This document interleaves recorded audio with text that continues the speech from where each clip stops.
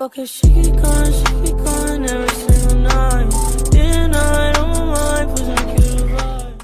How's it going, everybody? This is Tutor. I hope you're having another great day, and welcome back to another video. Alright, so I briefly mentioned during my reaction to my first video that I made here last week that at one point I was a tutor. Well, this right here what I'm wearing is exactly part of what I was talking about. I was at one point a tutor at the Academic Learning Center, aka the ALC, at Union County College for a couple semesters during my last year there at UCC, from the summer all the way to the end of the fall semester during 2018. And for those that ask, what is it like being a tutor? Well, it can really go either way. Sometimes being a tutor can produce a lot of fun. Sometimes though, it can also be really boring. And then there are other times where it can be really frustrating. But for me, it was more of just having fun and really just being able to help others with whatever problems that they're having. But at the same time too, there were some things that would be a little bit frustrating that I understood. But this is just based off what I'm going to tell you about regarding my experience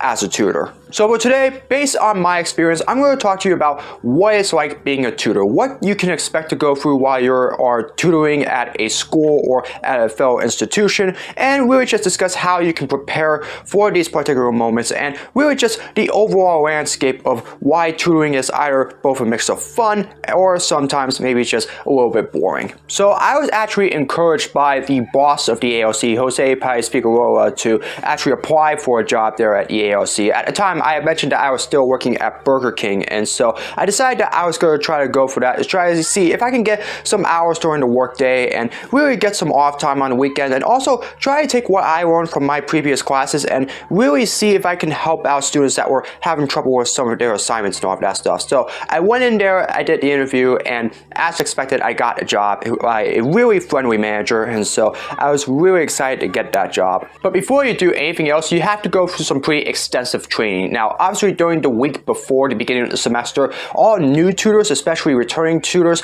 had to take a week-long training session, especially like 2 days at the UCC. For me, we went through, all the basics of tutoring, what to expect, what to cover, and really just learn exactly the best possible ways to become as good of a tutor as you possibly can. So that was a pretty extensive learning session that I did during those 2 days, just so that way I can prepare for this job. And that's something that you can go through too. If you have never became a tutor before, like I did at the time, you're going to be expected to go through quite a bit of training, so that way you can be prepared for this possible session. It's possible that you may not know exactly what you're doing later on. So that's why it's important that whenever you are going in to become a tutor, that you get as much training as possible, because you may know everything in the single rule book, but just because you do that does not mean that it's going to translate to once you get to the actual table itself. So that's where the training comes in. You can expect to go through that while you're preparing to become a tutor. After that, we were allowed to pick our schedules. So usually depending on what our schedule was like, we would pick whatever time that we were available for. I was able to go 4 days a week, and during that time I was there at least mostly on Monday and Wednesday mornings, and then also during the afternoons on Monday and Thursday. I even did an extensive day on Tuesday when I only had just one course at a time during the fall. During the summer when I worked there, I pretty much had 3 hours, so I was there pretty much all day, Monday through Thursday. And that's really one thing if you're working at a college. It's basically if you're going to become a tutor, you're going to have to focus on how you can balance your tutoring with your class schedule, because you may have a pretty extensive class schedule during the course of the semester. So if you are going to become a tutor, you need to find a way to be able to manage both of those, because it's very possible that your tutoring could get in the way of your own studies, because there are some things that you are learning just like everybody else that you are with in the classroom as well. So obviously that's one thing that you really need to set your focus on, because you don't know what you're going to expect during that time there. And most of the time it was in a library, because obviously whenever you're going into tutor, most of the time you can expect it to be in an area where there are a lot of books, there's a lot of students that are looking to do like assignments there, mostly on computers.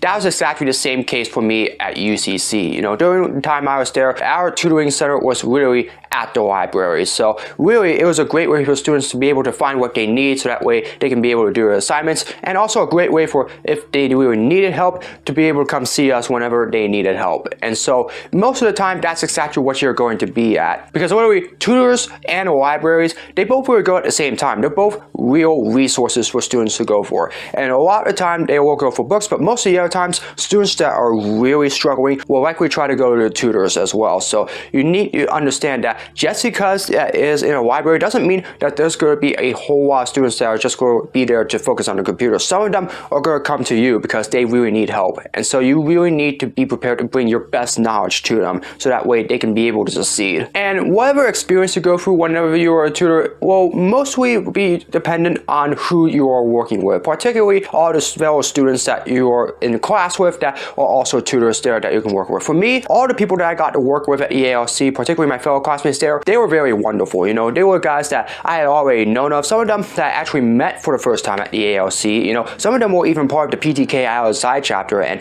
you know, everybody was there to help me out whenever I was having trouble with trying to help another student out. And so they can be a little hit and miss sometimes, but in my case, it was mostly hit. They were able to help me out with whatever issues that I was struggling with helping that person out. And that's one thing that you need to understand as well. If you are having a little bit of trouble with trying to figure out exactly what you're trying to help the student with, there's always going to be a chance that that other tutor that's right next to you, they might know a lot more about this than you do. So don't be afraid to seek out help from another tutor, so that way you can help teach the student whatever he is struggling on, so that way they can be able to succeed. Because chances are your fellow tutor, they might be your best friend. And trust me, outside of English, where I was just reviewing essays, there were some things like, especially math, since I was not good at math at all. I mean, look, I got an A- in math. I mean, that was a shock in my opinion, but it was subjects like that where I did not know a whole lot about, and I was really struggling on. So a lot of the time, I had to seek a lot of help from others, so that way I can find a way to be able to show them exactly what they need to do, so that way they can understand exactly what they have to do. So, like I said, don't be afraid to seek help from other tutors, because you know, just like for those that are there to help you out whenever you're going in, they'll also help you out with being able to help you give the proper instruction to the fellow tutee as well. But yeah, most of the time during the days, you know, unless there's like a whole lot of students that are there during the day, which will mostly happen quite a bit, most of the days it's really boring, because there are times like, especially during the summer, where there's really not much going on, and really the only thing that you're doing is just sitting there, just waiting for somebody to come to you so that way you can help them. And really most of the time you just have to find something to do yourself, like you're either on your laptop or on your computer, like your cell phone or something like that, or maybe you're just trying to catch up on any assignments that you're struggling with. You know, you're just getting all of your assignments out and just working on those while you're waiting for somebody else to come, so that way you can help teach them. That's really something that I went through personally. You know, sometimes, you know, during the summer, there was like days where I literally got almost nobody at my table. You know, there was almost nobody there, so I basically had to spend my time just, you know, being on the computer and all that stuff. And really, if I had any assignments, just take that out and just, you know, prepare for that. Even just review for some of the finals as well and all that stuff, you know. So there were days where I just had to really find something to do, but hey, it's not going to be like that all the time. So basically, if you are in a situation where there is like nobody there at your table and it's really a day where it's not very busy, you need to find a way to keep yourself busy as well. Like for example, if there's a tutee alongside you that's struggling with helping a fellow student out, don't be afraid to go up there and ask them if they need any help. You know, maybe just try to find some way to help, you know, give some knowledge over to them and help them out with whatever they're struggling on. You know, that's something that good tutors are able to do whenever there's something that, you know, they need to help out with, you know. So like, if there's really a tutor that's struggling, don't be afraid to go out there and help them. And if you have any extra assignments that, for say, if you're struggling on, don't be afraid to seek out another one of your fellow tutors yourself. You know, you maybe just go ahead and work on your assignments while you're waiting, and maybe just ask for help yourself, you know, because there's a possibility that they may know something about this that you don't, like I said before. And really, you know, they are, like I said, your best friend. So if you're struggling with an assignment yourself, even as you are a tutor, it's always not a bad idea to seek out help from another tutor. So really, you just gotta find some way to keep yourself busy during those days. But most of the times when there are a whole lot of people there, there's going to be a chance that there are going to be a lot of students that are going to be asking about questions about very large amount of subjects. And sometimes that is the situation where things can get very tense. For me, most of the time there when I was in the ALC was mostly just reviewing essays, just to review, you know, like grammar grammar errors, like structuring and just really sourcing errors, and also just making sure that, the formatting of each essay is really the way that it should be. I mean, that was what I did most of my time there. I also did help with, mathematics along with a few stuff in communications as well. So, it really varies on a whole amount of subjects that you have to teach, because it's not just one subject that you have to help them on. If you're an expert at so many subjects, you're going to be asked to help out with quite a few of those as well. There's no telling exactly how many questions some students might have regarding some of the subjects that they need help on. And sometimes whenever there's something that you get really stuck on, or if there's a possibility that you really have no idea what you're doing, or if the student itself is really bothering you, which is something that you really don't want to get yourself into, that's a situation where you can get very, very frustrated. I mean, a whole lot of students at your table, it's going to cause a lot of stress, and that's when things can get very, very dramatic. So you really have to try to find a way to keep yourself calm in those situations and try to take it like one person at a time. In my situation, I just took it really just one student at a time. So like one student, they had an issue with, like an essay where they were having issues with just sourcing and all of that. I was able to help them out with that. And while I was doing that, I would then go to the next student who would have an issue with, a certain math assignment and try my best to help them out with that. And I would keep going, so forth, so forth. So whenever there are a whole bunch of students there, don't try to do every one of them at the same time. Just take it one student at a time, because each one of them are going to have their own questions, and you really want to do your best to try to answer as many of them as you possibly can. So yeah, it depends on what kind of day it is, whether it's a busy day where there's a whole lot of students that are there at the table, or really a not so busy day where things are just calm and you're pretty much lonely there at the table. So if it is the former, just try your best to do what you can, and you really just stay calm during these situations. Or if there is really nothing that you're doing, well, you need to find something to do very fast, or you're going to be one of the very first ones out the door. And sometimes there are special events that your tutoring services can do. Like for example, we had Slam Your Exam Day, which we had in the Commons at UCC during the fall semester, where we helped as many students as possible with, various exercises and all that stuff. And that was actually an event that I actually volunteered for myself, which is why I actually got this shirt there. This is where I actually got this shirt, because I volunteered for Slam Your Exam. And that was a really fun experience, getting to help a broad range of students with answering some of their questions and all that stuff. Those are the kind of events where you can help yourself with finding a way to be able to help those students that are in need. So, participate in these events, help facilitate some of them, because you'll never know exactly how much more knowledge you could gain yourself, just like the knowledge that you can give to all those students that you are helping out as well. So, if there is something like a Slam Your Exam or something like that, don't be afraid to volunteer in those events. Those are a whole lot of fun. And sometimes whenever you're at a tutoring service, there are treats that they can give you. That's exactly what happened in my situation. While I was there at the ALC, they were happy to give us a whole lot of treats during the time there.